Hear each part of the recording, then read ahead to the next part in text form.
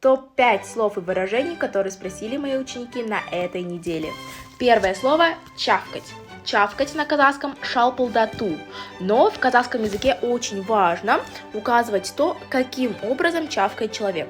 То есть, например, он чавкает при употреблении пищи, или он чавкает, когда что-то пьет и так далее. И чтобы сказать «не чавкай», мы обязательно будем добавлять, вот каким образом он это делает. Например, «не чавкай», шалпылдатпай же. То есть он употребляет пищу и чавкает, и вы просите его не чавкать. Шалпылдатпай же. А вот, например, шалпылдатпай эш употребляется, когда человек пьет какой-то напиток, да, и чавкает. И вы просите его не чавкать. Мне щекотно, или в принципе щекотка на казахском. Щекотка это каттак. Каттак. И чтобы сказать «мне щекотно», нужно использовать вот эту вот конструкцию. Менің қытығым келеді.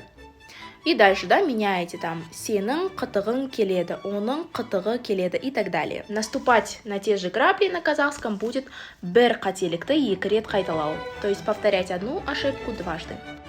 Далее сушняк. Вот тут уже важно различить, что имеет в виду человек. Потому что в казахстанском сленге сушняк образован от слова су, от слова вода. И под сушняком имеется в виду любой напиток. Если вы хотите более такое литературное выражение, можно использовать слово сусын.